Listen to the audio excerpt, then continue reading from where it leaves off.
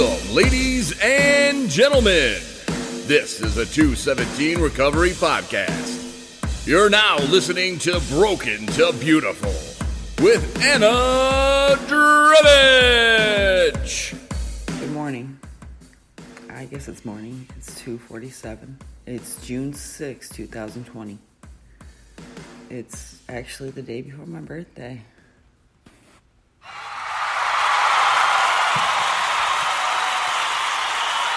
My birthday, I'm going to be 37 years old. That's right, 1983 was a special year. No, I'm just kidding. 37 years ago and a day, plus maybe 7 hours. I don't know, I'll have to check with my mom when she gets here. I came into this world in Hollywood, Florida.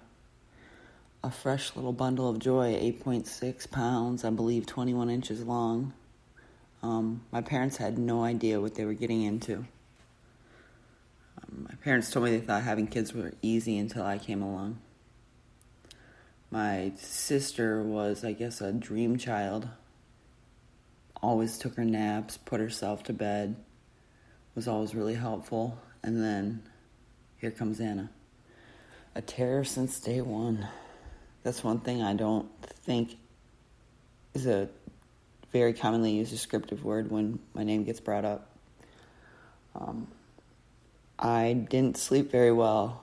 I was always hungry. I was always getting hurt. I was always doing things that I was told not to do. And unfortunately, that continued into my adulthood. I think I smoked weed for the first time when I was 14. Yeah, actually, I know I did. Smoked weed and drank by the time I was 14. And then actively having sex by 15. Sorry, Mom. What I'm getting at is I was always very impulsive. I was always doing what other people were doing, and I was always looking to others for approval. I did this until I was 35 years old. That's most of my life. Last month on the 19th, I celebrated 17 months sober.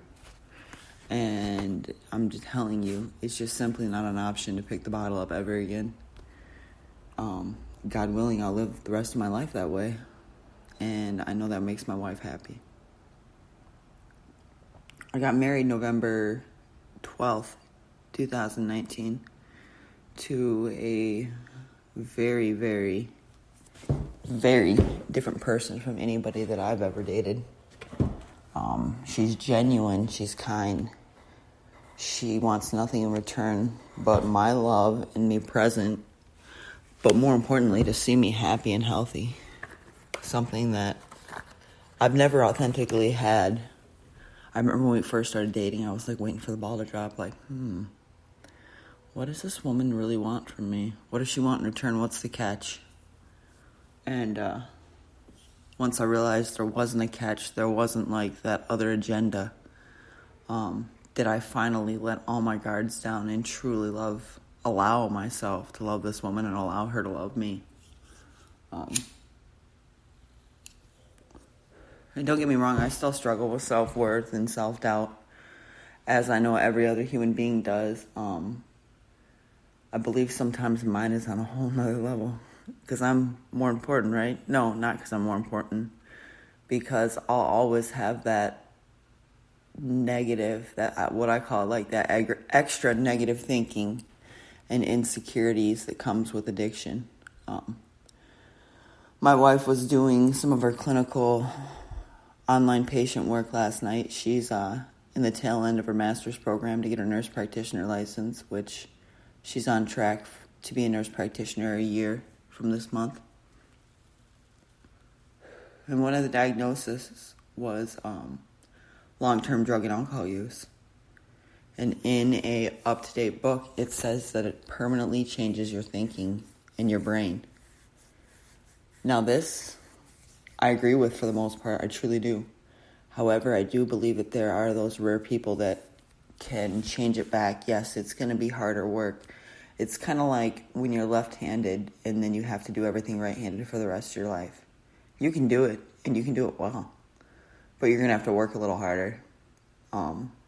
And that's what long-term sobriety is. It's work. You don't just go to treatment and you're cured. It'd be wonderful if that were the case, but it's not. After 12 months, you're considered in long-term remission. And then, like I was saying, it's going to be more work. For the rest of your life, then, yes, don't get me wrong, you have that allergic reaction, what I call it, or like that different reaction. For me, I identify with the alcohol piece because I'm not going to lie, when I was younger, I did some party drugs, but alcohol is what brought me to my knees. I know I can't just have one, and I know where that's going to take me. I will say I go big or I go homeless, and I don't ever want to do that again.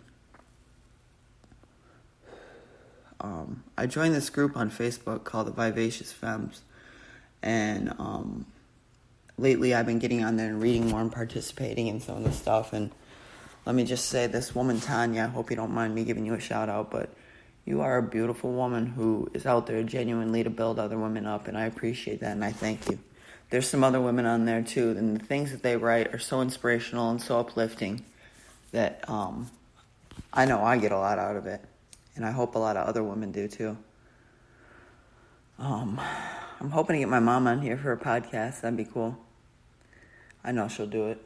Hopefully we won't have many tears, but I look forward to it, and I definitely look forward to our visit. Her, my stepdad, and my nephew Jackson, who's 11. He's looking forward to coming up here, and as he told his mom, check out the scenery, check things out. He's a cool little dude. Before I had my daughter, that was my guy. He still is my guy. And will always be my guy. And I love him dearly. I look forward to that. All right. Well, I hope everybody has a wonderful week. A good start. Hopefully it isn't a Garfield Monday. And until then. Thanks for listening to Broken to Beautiful. For more episodes and for more shows, go to 217recovery.com.